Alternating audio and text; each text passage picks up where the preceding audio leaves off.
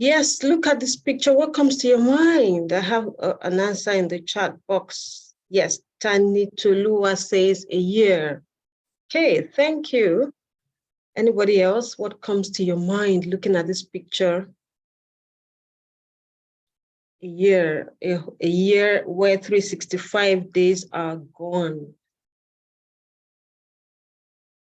A year timeline. Okay, thank you, Mr. Aditola. A year timeline.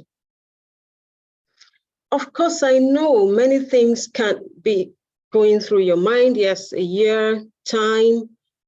For some people, time well utilized. For some, they're asking, why did I spend my time doing what I did in 2022? Why didn't I just do something else? Okay. Mr. Femi says life cycle calendar. Absolutely. So we have a lot to talk about on how to spend time, how to use energy. That's really why we're here this morning. Okay. How do you spend your time? What do you use your energy for? At the end of the day, do you think it was worth it?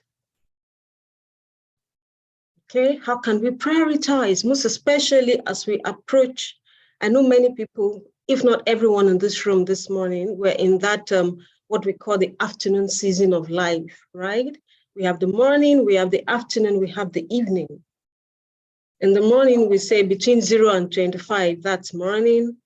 And afternoon would be 25 to 55. Okay, what should we be doing at that time so that the evening can come in easy on us, right? That exactly is why we're here this morning. Before we go into the new year, we want to ask ourselves, how can I utilize my time and my energy and my resources better? Okay, we still have another exercise, but before we go on, I think I'm going to share what our session map for this morning looks like. We're going to do an exercise shortly that I call the evidence of growth. We're going to look at the deep, the dead end, and the cliff. That's from the book, The Deep by Seth Godin.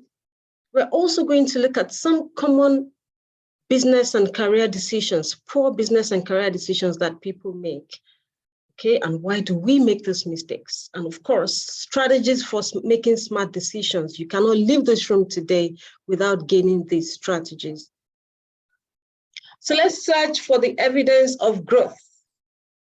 What can you do this year that you could not do last year? I need you to take a minute to reflect. What can you do right now that this time last year you really couldn't do? Did you gain a new skill?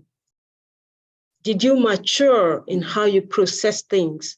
You know, what someone told me, she said, Tineke, do you know that before now, I used to pay attention to naysayers, okay? And that a lot of times I stopped myself once people told me I couldn't achieve it. She said, but now I choose who I listen to. That's a way to grow, okay? So what you can do now is to ignore naysayers. So you tell me, is there something you can do now that you couldn't do last year? If it's something you can share, please type in the chat box. Remember, we're going on a very long journey, so we have to maximize time. Anything, do you have a new skill? Can you pick up your bills more easily than before? I'm just waiting for one response. If I get one response, I'll move. At least one. Yes, I know we are thinking about it.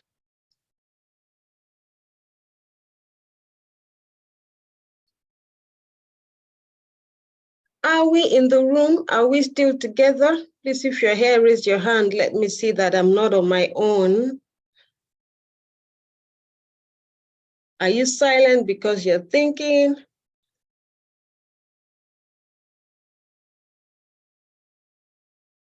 Okay, I have a response. Yes, we are together. Madam Ruth from Bank of Agriculture. Yes, BOA, Bank of Agriculture. Yes, Madam Uwa, we're together. I want to believe, though, that the whole year did not just pass by without you learning something. That's the essence of it all. There must be something new that you can do. I was speaking to someone just a few days back. He's a director in one of the government ministries. And I asked him, I said, it was posted to a new place. So I asked him, I said, hope you're not too busy. He said, well, Tinuke, right now, I don't even have so much to do. I have a lot of free time. But what I have started to do is to perfect my presentation skills. And I look for opportunities to do that. He actually goes to a place to pick up on sessions to teach, just to perfect that skill. And when he told me that, I said, wow, this man really understands how to maximize time. At this age, he shouldn't have idle time, really. Something should take up his time in preparation for that evening time that we talked about.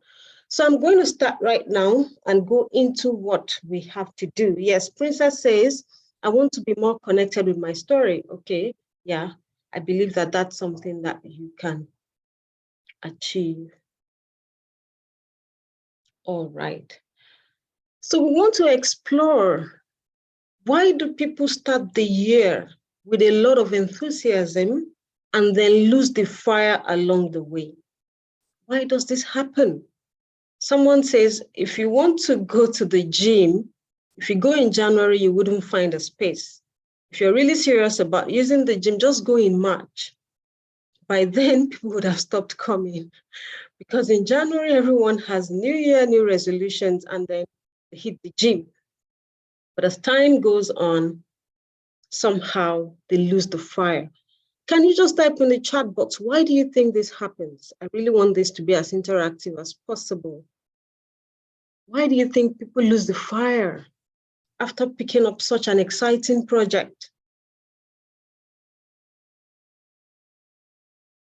Yes, Madam Felicia, I picked up on your response to what you can do better. You said you could be more patient with your staff. You listen better. Wow, that's growth in leadership. Well done, ma'am. Yes, are you talking to me? Why do people lose motivation?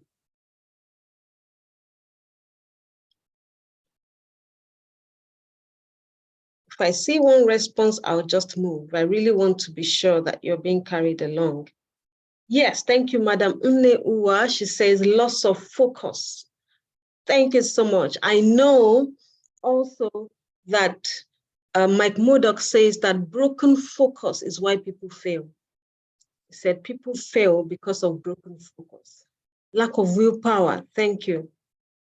Yes, Madam Ruth says most time we set up plan that we know we can achieve. There's a reason they say your goal must be smart. And the R means what? Realistic, achievable, realistic. Dr. Fiong says lack of discipline somehow. I like that, lack of discipline somehow. All right, so basically what we're trying to say here this morning is the same fire that you have when you start a project. A lot of times you cannot maintain it all through running that project, and we're going to see exactly why. There is something that we call blind optimism, and I want to just take some time to explain what it is.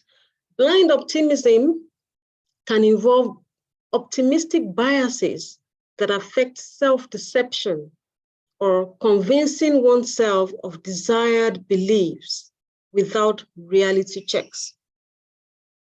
And what can this lead to?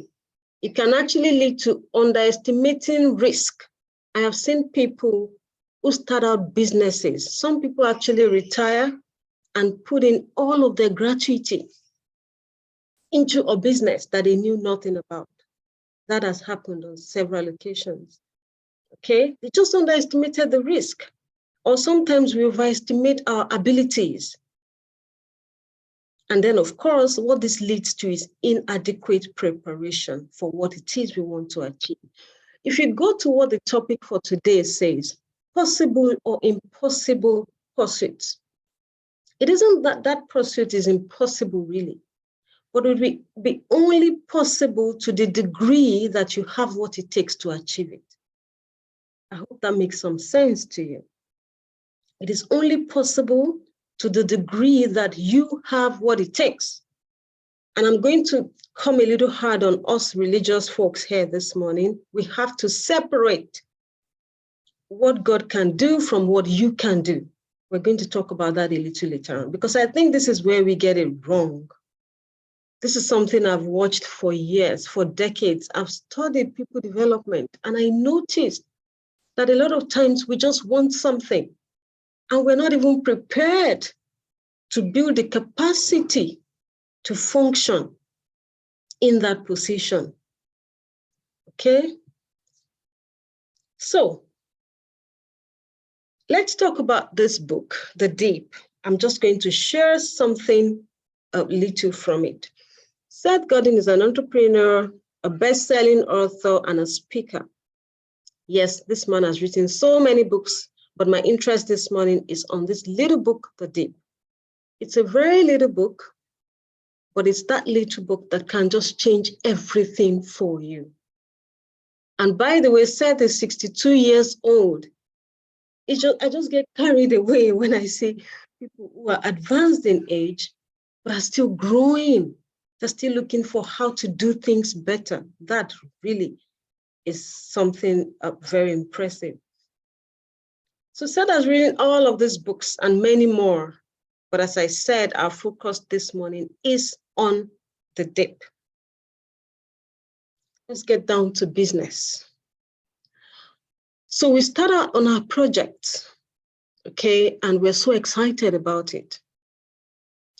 But in just a little journey that we take into it, it seems like the energy is waning. It seems like we're losing focus. It seems like we're distracted. A lot of times, you find out that any worthwhile task has a struggle period that you must go through. And unfortunately, this struggle period trips many people up. This is where many people abandon their dreams. Okay, we're going to see the reasons just a little later on. So the deep is that metaphor that we use for the struggle period in any meaningful task that you have to do. I love the way Mahatma Gandhi puts it. He says, every worthwhile accomplishment, big or little, has its stages of drudgery and triumph. In short, a beginning, a struggle, and a victory. If you have your writing materials, I would want you to write this down. A beginning, a struggle, and a victory. So it pays to remind yourself that at some point there will be the struggle, okay, before the victory comes. John Maxwell also puts it this way. He says, every worthwhile accomplishment has a price tag attached to it. The question is always whether you are willing to pay the price to attain it.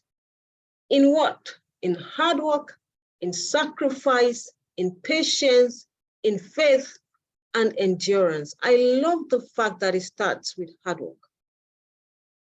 We now live in a world where people have sometimes a complete disregard for competence.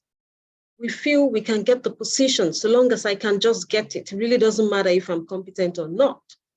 Or sometimes even when you're working hard, you find people looking at you like, why are you stressing yourself so much? But what they may not understand is that you may just be in a deep that you need to go through. And unfortunately, if we do not make it through the deep, we do not come out on the other side. That other side is fulfillment. Okay? The challenges of the deep. We get bored, we get tired. Sometimes we feel it's not even worth the effort. Have you ever felt like this before? If yes, please just let me know so I can also be sure that you're in class and you're following. Have you ever picked up on a project and you got to a point and you're asking yourself, is it really worth it? Should I go on? Should I abandon it? Okay. Yes, many people have. So the challenges of the deep would be that if that task is not worth it to you, you would give up. If the end result is really not something you're willing to break a leg for, you would stop it, really. I woke up this morning, of course, I had to wake up early to prepare breakfast for my family before starting this session, because for me, family matters. And of course, what I'm doing right now also matters. So when it's a dip, you have to go through it because it matters to you. You would stop if it doesn't matter to you. And I have so many responses in the chat box that is, yes, yes, yes. Many times we have picked up. If you ever find yourself struggling with something, just ask yourself, would the final result matter so much to me? If yes, please don't give it up. I'm going to move into the temptations of the deep, just so that we can save time. Yes, we're going to spend a little more time here addressing the temptations of the deep. What are these temptations? Picking low-hanging fruit. You start out something and it seems hard. So when the pain comes, we run away. And the next thing you're looking for is something easier, at least. Low-hanging fruits. While low-hanging fruits may be good, sometimes they distract you and make you lose focus altogether. Okay? Sometimes we're looking for shortcuts. Let me share with you a practical experience that I had. I used to have my office somewhere in Gwarimpa. And then one day I was in my office, and then on my Wi-Fi, I just noticed that I saw a company name. I said, oh, really, around here? So I started to look for that company. I'm very, inquisitive like that. I looked around until I found them. I Googled and got the address. So I paid a visit. When I got there, I saw this company where you could literally see that money had been invested there. I mean, they had put everything in place. And I was so impressed. I said, wow, a lot must be going on here. So I asked to meet the director. And when I was finally able to do that, I said, wow, you have a lot going on here. And the person told me, I wish. So why do you say I wish? It turned out that before they even finished conceptualizing their dream, they had gone ahead to put the space in place, putting lots of millions, hundreds. Okay? And they were not even true. They were not even sure where to start from. So what happened next was that we were now trying to think, okay, well, which little place can we start from? I'm still going to address this much later on. How sometimes when we want to start, we start way too big, and then it's difficult for us to manage. What I did was to volunteer that, okay, I'll come in here once in a week. Let's see how we can start. And then we finally decided, let's start from this place. But we couldn't make a headway because distractions kept coming in. People kept bringing advice. Why not do this? And then the person would turn into that advice again, and off we would go from the initial plan to start to pursue something else, something that would be like a quick hit. Till as I speak to you, that organization is still there struggling. This is like so many years back. What happened to the hundreds of millions? Gone down the drain. I don't know if you're picking some sense from this, but I just really feel strongly to share this, because even as we're going into the new year, I know many people have dreams, they want to start something, but then you don't put in all the money and then backtrack. Okay? There are times to quit, yes, but we're going to address all of this just a little later on. Also, in the deep, I was thinking about this yesterday, and I remembered Stephen Covey's 5 emotional cancers. One of the things that people do is to start to criticize. You criticize other people so that you can look good, rather than just putting your effort and digging your heels, like, let me just get this right. Another thing is complaining. You don't start out on something and start to complain when you should have known what it would take you. Okay? If you want to run a race, you don't start to complain that your feet hurt. That would naturally happen. Comparing. one of the worst things that we can do. We start to compare ourselves to other people. One of the reasons you should not even compare at all is because you don't know why other people are doing what they are doing.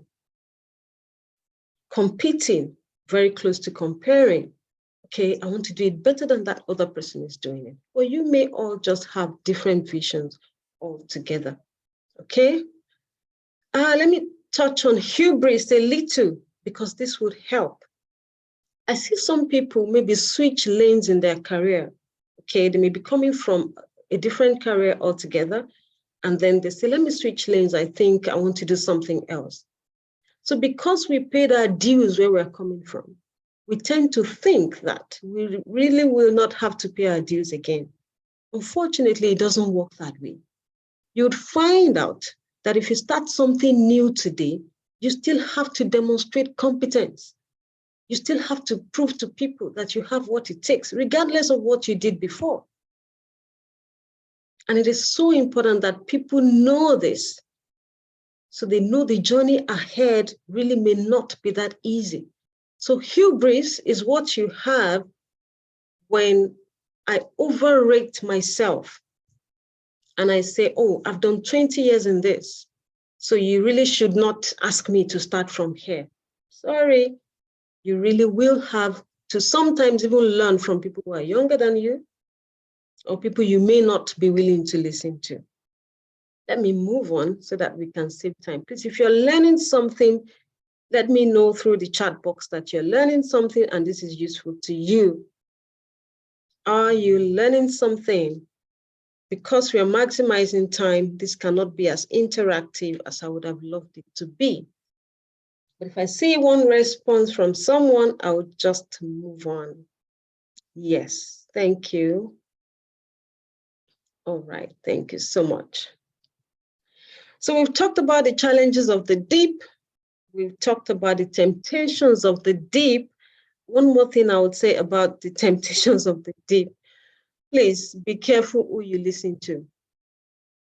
Sometimes you're listening to the audience rather than to listen to someone or people who are in the arena. It's just like a boxing game. If you're in the audience, you would think you know how to do it, and you would give a lot of advice. That happens a lot, most especially for people who put out content on social media. You can put out your content, and then when you're reading comments, you're wondering, oh, does it mean what I did is not so good? Please be careful who you listen to. Some of the people who comment on your work do not have half of your courage. They cannot even come out to do anything. So if you're carried away by what they're saying, you really will not go through your deep. Something that happened recently, I know that one celebrity, just on a lighter note, picked up a new girlfriend, or yes, started a new relationship. And then he posted a picture and people started to say, oh, she's ugly, she's ugly. And then this went on for weeks. The next time I saw, this guy had quietly gone into the profiles of those people who called his girlfriend ugly. And then he brought out the really beautiful, in quote, pictures. He said, look at the people who are calling, look at the beautiful people calling people ugly, right? And then, of course, the story changed altogether. Why am I saying this? As I said before, some people can only stay behind their device to type. No, this is rubbish. No, this is not good. If you listen to them, you're going to abandon your vision, okay? Listen to experts. Listen to people who are in the game, people who would recognize the effort you have put in and tell you, well, you didn't do that right. You can do this better next time. All right, I hope that makes some sense to you. Yes, let's talk about embracing the deep. Only the people who make it through the deep get to the other side of fulfillment. Only the people who make it through the deep get to the other side of fulfillment. Many people really are not fulfilled. Some people have money. Yes, maybe their job gives them a lot of money, but they're not really doing what gives them joy. Okay? And if you check it, you'd find out that they started out on that thing that would give them joy, but they gave it up. Also, it's important that when you see people who are fulfilled in what they do or who you think are happy doing what they're doing, it is good to ask them questions. Someone says, don't envy people's glory without knowing their story. Some people have been in the deep for so long. Some people stayed in the deep 20 years. And the 21st year, when they came out, it seemed like, wow, it's an overnight success. There is nothing like overnight success. If you have your success overnight, you wouldn't have grown the deep roots that would help you stay established. Go and check some startup companies that just start up, okay? Without years and years of effort, learning the skills and the tricks. Before you know it, the way they started up, they just fizzle out. Some of the people who grew big just right before your face started a long time ago in their garage, in the corner of their room. They stayed through the deep. So when you see them, you need to ask them, what's your story? So you do not just covet what people have without knowing how they got it. Okay. Also, another very good thing to ask people, what challenges do you face? Do you have regrets? A man I was talking to said to me, if I could start all over again, I would choose my family first. Why do you think he said that? He probably gave everything to his career. And at the time he reached the top of the ladder, everything seemed like it wasn't worth it. Now, we're not saying you cannot combine your career and your family. We're just saying that sometimes people do not get their priorities right, even as they set out to do things. Okay, are you still here? Are you learning something? Always you find out the majority of the people are in the crowd. These are the benefits of going through the deep. If you go through the deep, you'll be differentiated, and it's a smart way to stand out. Okay, think about your career, for example. Think about those difficult things that many people would run away from. You choose to do those, and then you would stand out. Think about your business. What's that extra mile? They say that the extra mile is not crowded. Okay, you wouldn't find so many people there. And this is where some people get it right. There aren't too many successful businesses in the world because not too many people can go through the deep. The other thing also is that the market expects you to fail, right? So they make it tough for you to come in. How many businesses, if you go to CAC today, you would find millions of registered businesses. I hope you don't have one there that you abandoned. Millions, people conceive ideas and they register the business. And then what happens? You don't stay through the deep to make it through the other side. And when you want to be the best at what you do, always look for opportunities to demonstrate competence. I'll talk a little about this. We live in a world now where everybody is on social media.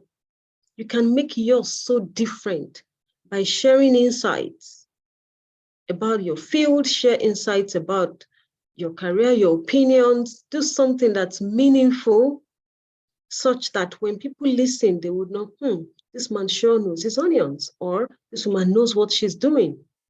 Rather than just follow the crowd and just do what everybody is doing, look for that thing that actually can differentiate you. The truth is, it won't be easy, but as we said, the deep is not easy. So if you go through it, you can make something meaningful out of your business. Let's talk about the place of personal leadership. All of the things I've been talking about have to do with how we can direct our lives. And personal leadership, we describe it as taking responsibility for all the aspects of your life and leading it in the direction that is best for you. As simple as this sounds, not many people have a grasp of personal leadership. Some people don't even know what is best for them. And you find out that your ability to lead yourself keeps increasing your chances to succeed. So if there's anything that we need to do, it is to improve on personal leadership. How do you know yourself well enough to know what you need? How do you make yourself disciplined enough to do what is best for you? How do you stay through your deep without giving in to distractions, without giving in to naysayers?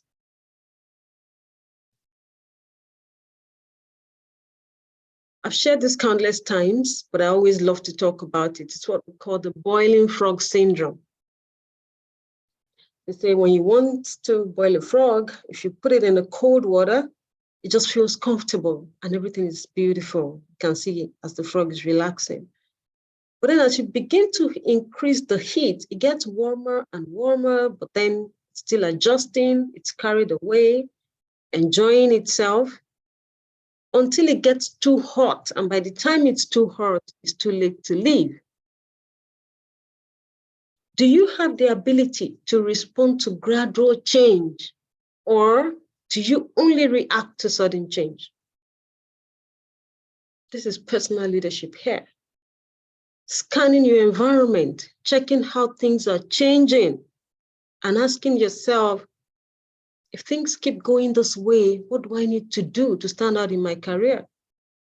Okay, what do I need to do to make this business really attractive?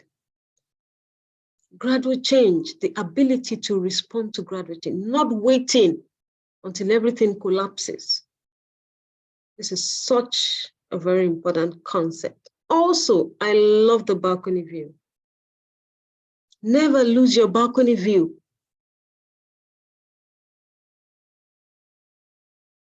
Never lose your balcony view. What is the balcony view? The balcony view is the difference between working on your career and working in your career, or working on your business and working in your business. When you're working in your career, you go to work every day.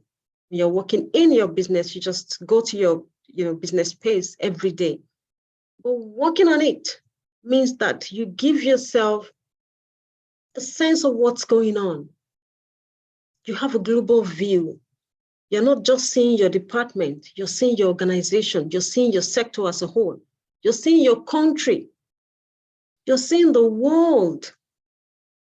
We're in that era where everyone is switching countries, okay?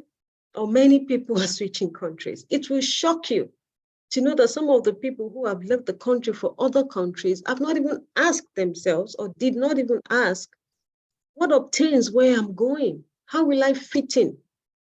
How will I strategically position myself so that the economy there will benefit me? They don't have an idea. They just have that local mentality. It's not working where I am, then I ship out. Okay? So the advice is to think globally, but act locally. Of a truth, we cannot make effective decisions in our career and our businesses if we do not expand the net of our thinking. How wide do you think? Do you ask the questions that matter?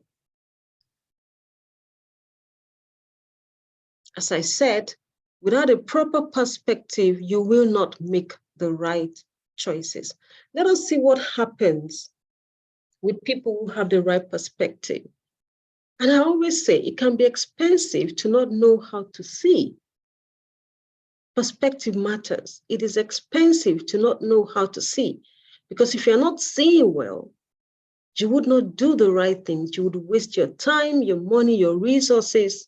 I've seen people travel out, then after some years, they want to come back. They say, no, I cannot go there at my level. How can I start to do this? Did you not know before?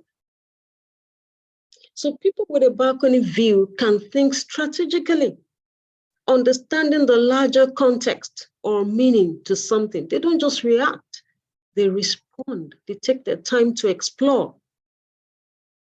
Someone invited me to start a new business. And then the person said, if we work together, we can make a lot of money. I said, wow, fantastic. So I sat down to analyze what it would take to be seen in that business, it will take years and years of effort. It's not that it's impossible, but I don't have that time because I have something else that takes up my time, my energy, and my money. So strategically, I thought about it and I said, no. Okay, how do you make your choices? How many layers of thinking do you do? Do you anticipate consequences or outcomes from the actions that you take? My heart still always goes to that organization I talked about before, because the hundreds of millions that they invested in that place, they had to sell properties to get that money. Imagine how painful that is. They had to sell properties because they were just so sure that this thing would work.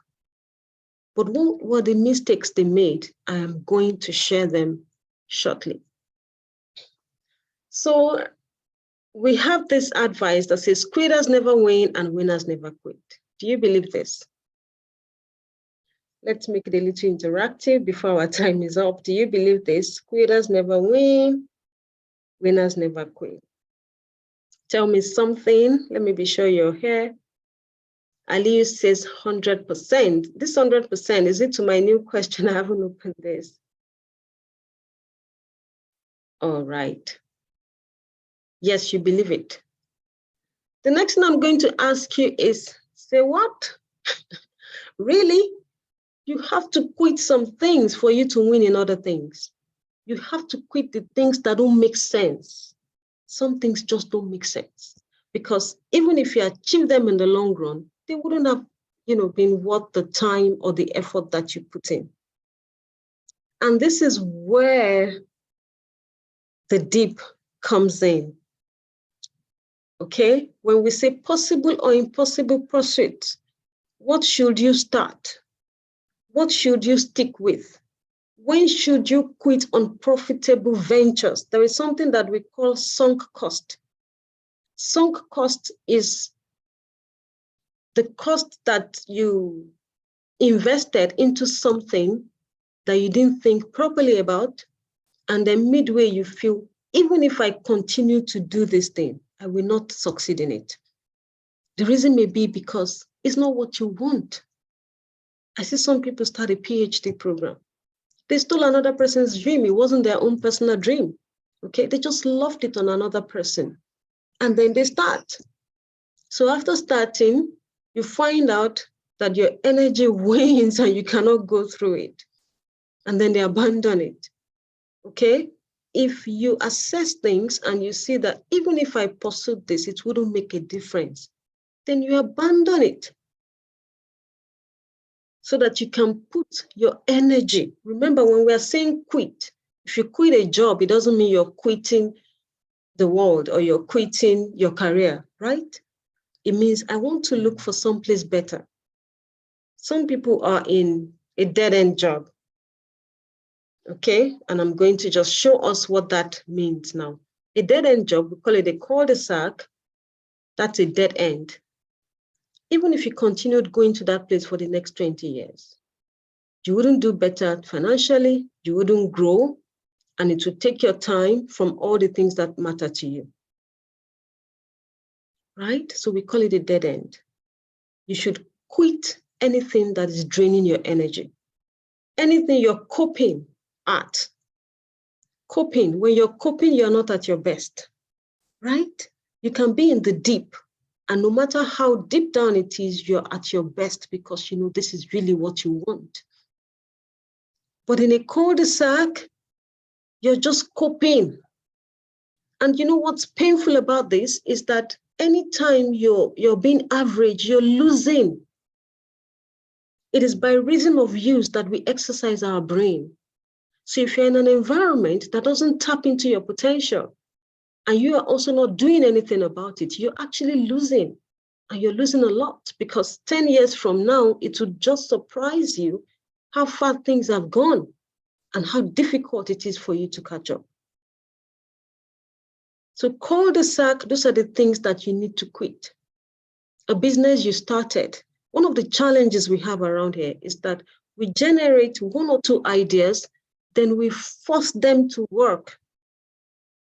If you go to people who are really successful, they can generate 30 ideas. And then they search and search until they get the best. But we generate just one. And once you have that one idea, just telling yourself, you're praying about it, and you're saying, this thing must work. If it doesn't make sense, please quit it. The cliff, let me talk about this. Our time is fast spent. What's the cliff? The cliff is that thing that is about to crash. And then you're still hanging on thinking, just maybe. Anybody here bets? Do you have anyone in the house who bets? A lot of people in Nigeria bet now, sport betting and all that. Something you're addicted to. You keep putting in effort, you keep putting in money, and you're telling yourself, maybe tomorrow I'll just make it. Maybe tomorrow. Some people wait 60 years till their life ends. They never make it. So identify where you're putting your effort. Do you think the rewards will come? And when the rewards come, will they be worth it? I don't have enough time to explain all of this, but I want to believe that one way or the other, you were able to get something. If you were able to get something from this explanation, please let me know. I want to be able to leave some room for questions when I finish. Did you get something about the deep, about the dead end, about the cliff? Let me tell you what happened to one of my friends. It's a colleague, I'm sure he's in class this morning. He's training to be very good at consulting. And that's his focus. That's really what he wants to do. So at some point, he felt, oh, how about if I got a cab? Then I would just join Uber and then drive, and then I can make money. Wow, it seemed like a brilliant idea. So he bought this beautiful Toyota Corolla and then started driving. He was making money. And then one day I saw him, he said, do you know what? I sold that car. I said, what happened to you? He said, yes, that car was giving me money, but it was a major distraction. Consulting is my goal. Was I impressed? Consulting is my goal. So even if I want to make money, I should not make money from something that takes up all of my time and all of my energy that I do not now have time left. My main focus. Okay? Yes. Aliyu just said, wow, I hope you're not the one, Aliyu. All right. I'll move now and fast.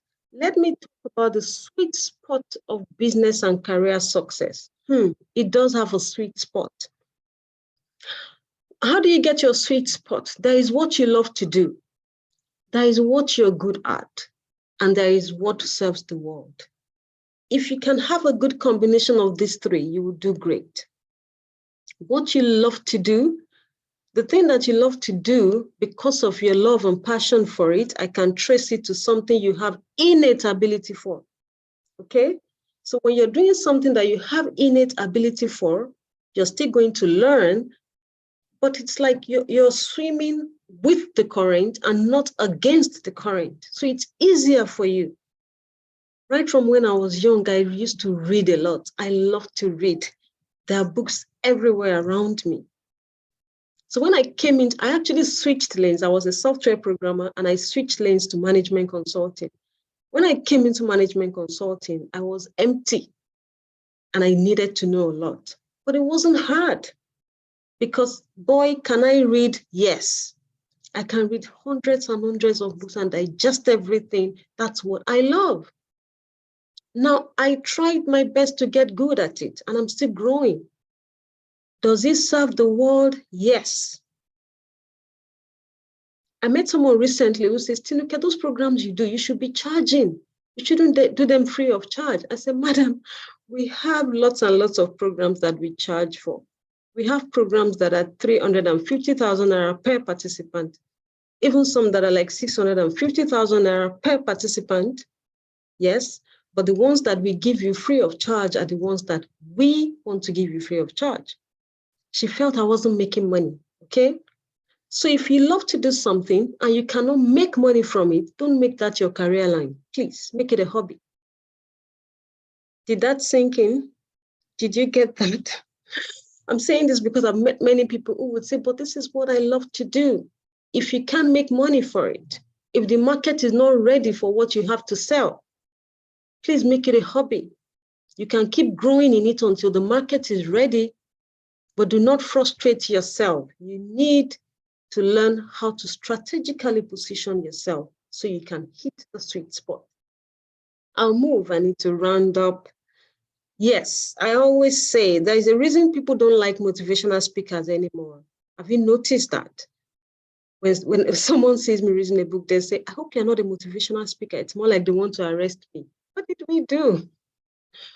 What you find out is that finding the right direction is more important than being motivated. If you're facing the wrong direction and you keep pressing your gas, you're going further away from where you're supposed to be, right? So when someone is motivating you and they say, yes, yes, go for it, they've not asked you, is this what you should go for? And that's the biggest question. How do I stay on the right direction? Speed is irrelevant if you're going in the wrong direction. Take that from Mahatma Gandhi also. Speed is really irrelevant if you're going in the wrong direction. So let me talk here about the next chapter.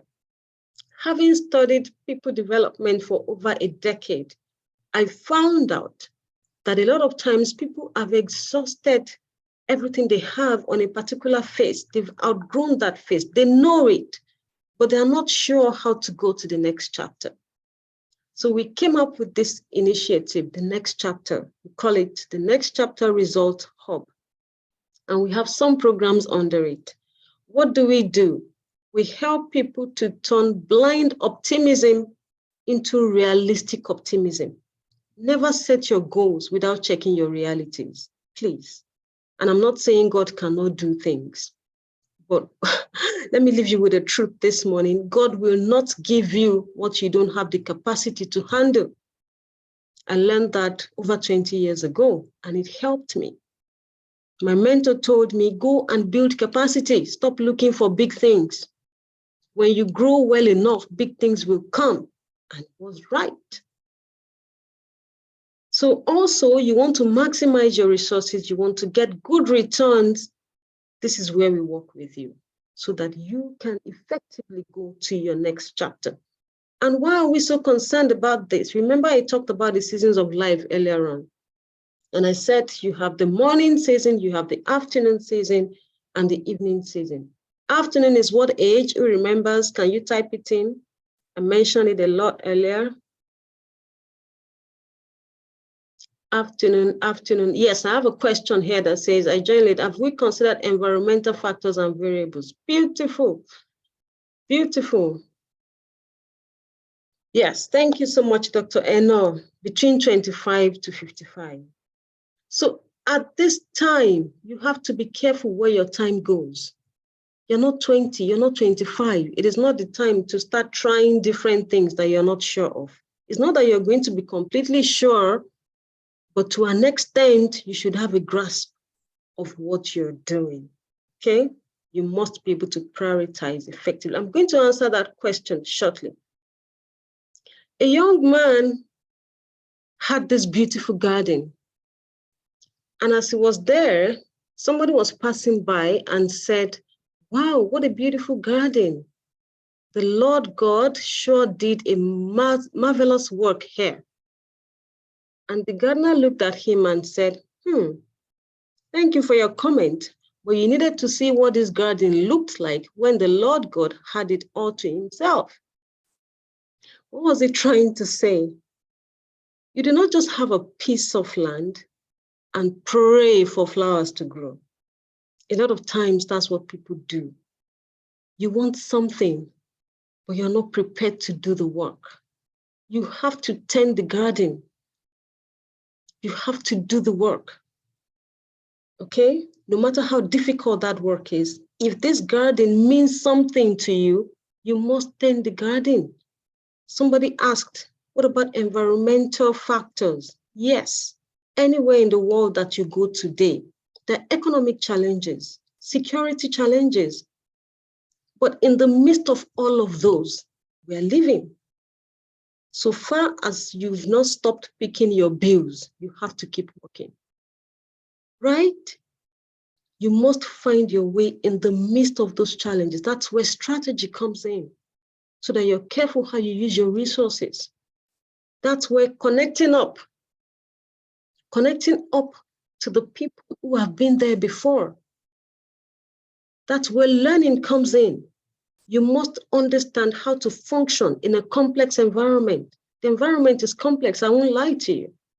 But still in this environment, people are making it, right?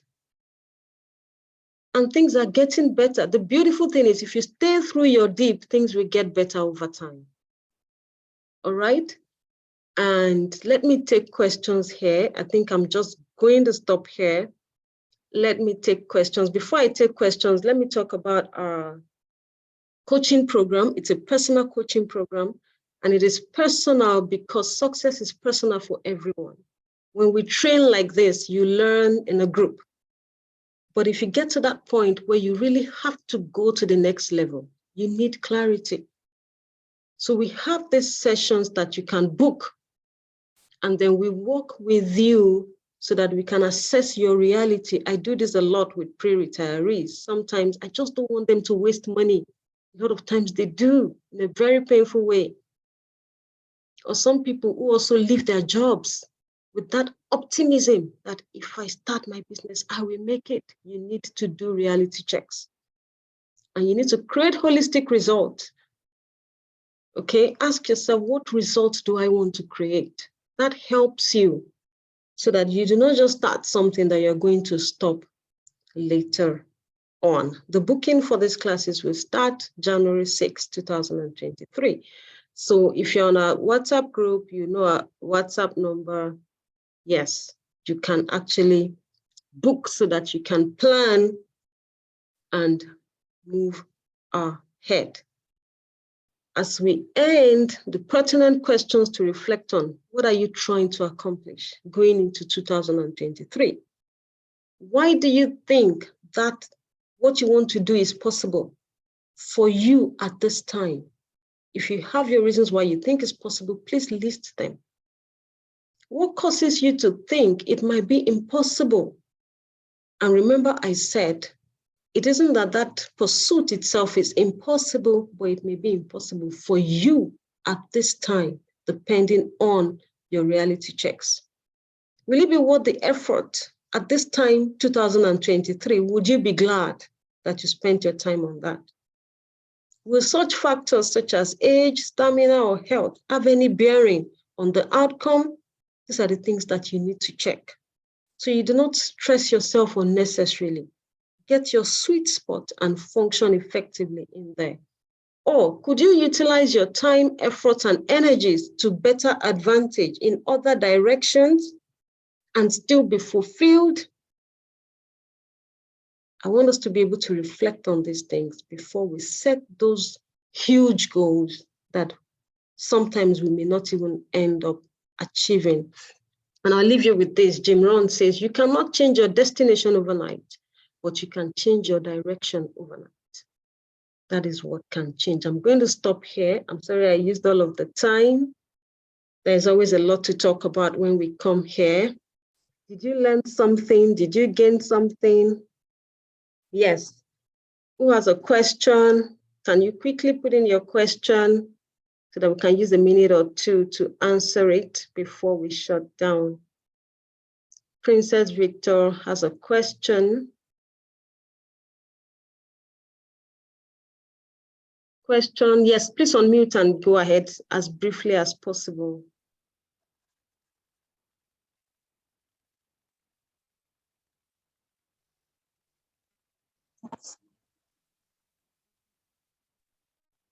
Or you can type it in if your network is not operating.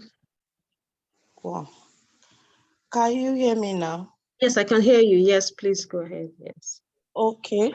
The question I have is that the place you said, if you love something and you know it can't give you money at the moment, maybe at the initial stage, that please, you shouldn't make it a career, you should make it a hobby.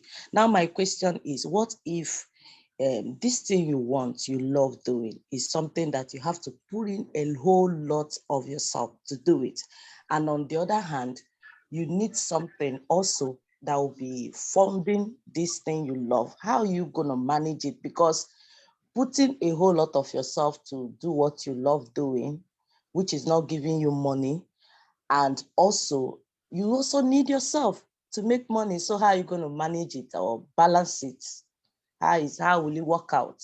Okay, all right. So yes, I think it's also connected to what Joy is asking. How do you really identify your sweet spot?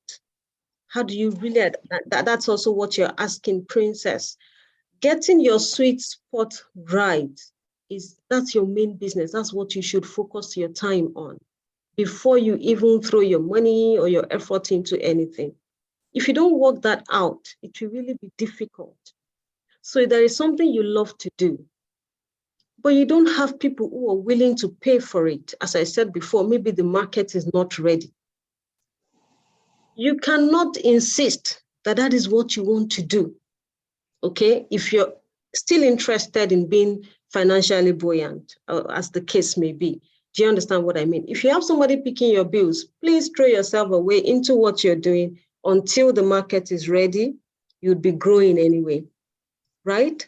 But what I'm saying is you cannot force something on the market. Yes, you would be working on it gradually. It cannot take all of your time. You must find other things to do, adjacent things. I'm not saying move completely away. Okay, for example, at Stance Consulting, we have other technical areas that are not our core areas, but we grew into them also because sometimes the demands for your soft skills trainings may not be there, but you would always find.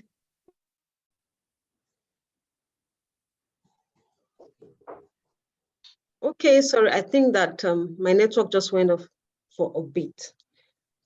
Yes, for those of us who still have questions, please, you can reach out to me. Let's sort things out. Let's discuss.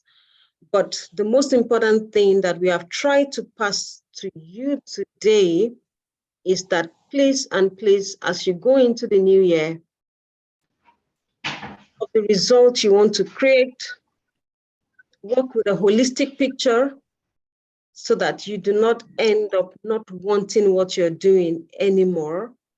Okay, at the next chapter result hub, this is Stance Consulting now, we do strategy sessions with organizations, we create results framework, and we also work with you to do what we call implementation planning. This is a robust package. So you do not just strategize to know what you want to do, you actually can create a results framework, see how it will all work out, and also monitor as you implement. So for those of us in organizations, we do local and foreign retreats. And then there's so many things that we can do together. Finally, Adekunle, you have your hand up. Do you have a question? I say it is costly to be in the crowd. If you go through the deep, you're actually going to stand out. So find a good deep to go through. And then you can be sure that you're going to stand out. Let me check the chat box.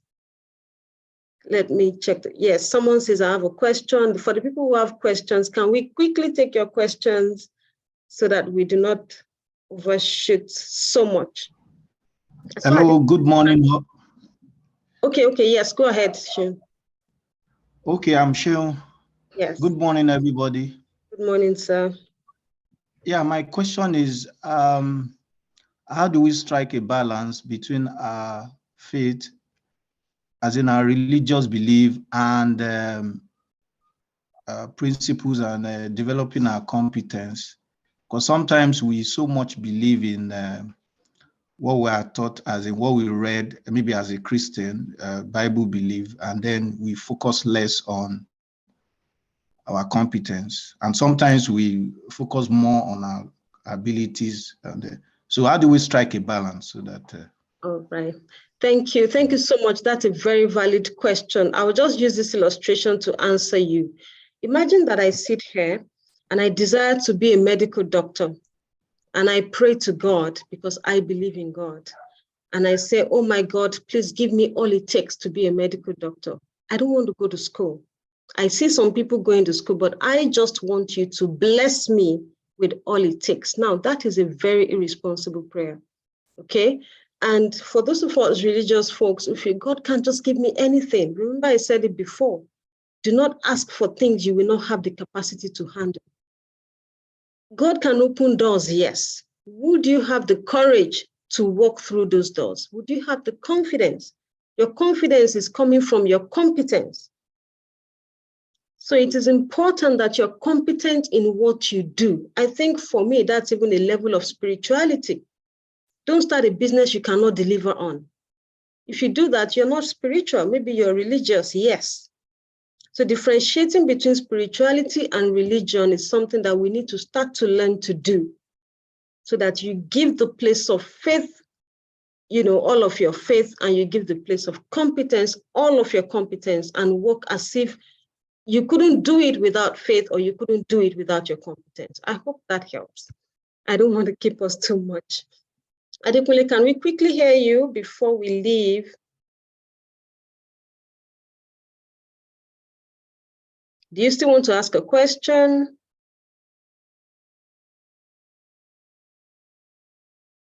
Okay, in the absence of any more questions, I want to say thank you for your time and attention. Do you remember anything you learned from this session? Can you type it in the chat box?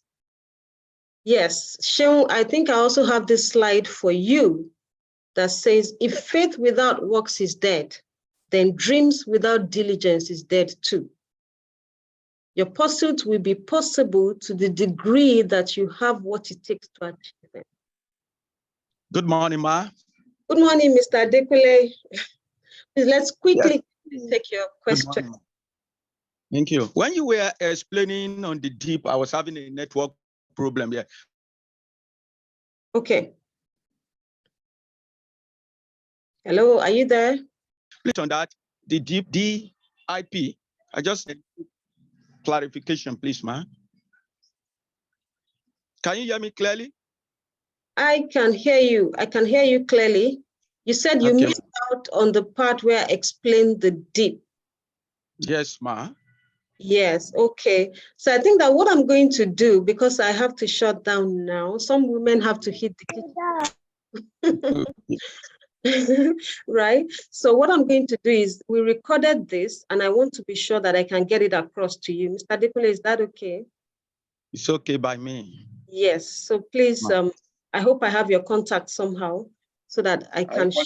I probably need this. Okay, all right. We're going to share the video, and if there's anything you still need me to explain, you can reach out to me. Okay, Ma. Thank you to everyone. If you find a path with no obstacles, it probably doesn't lead anywhere. Okay? Make sure that you maximize 2023 and spend your time, your money, and your energy wisely as we go into the new year. Thank you for joining in. Thank you. Thank you, Ma. Thank you. Thank you. God bless you, Ma. Thank you too. I love this from Ruth. The deep is not to kill you, but to build you. That's very good. It wouldn't kill you. It will build you. It will help you establish your roots deep. Yeah. All right. Thank you. Thank you, everyone. Appreciate it.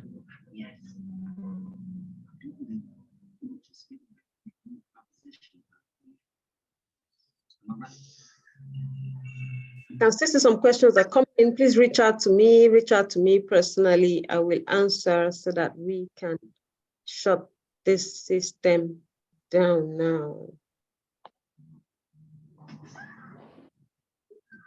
Happy New Year in advance, everyone. Remember to tend your garden. Happy New Year, Ma. This is well. Happy New Year. Mr. Shego, I'm happy you were able to join in. Happy New Year in advance. Thank you, Super Coach. I look forward to the recording. Yes. All right. Sure. Bye-bye. Thank you very much. Thank you. Bad. Happy New Year.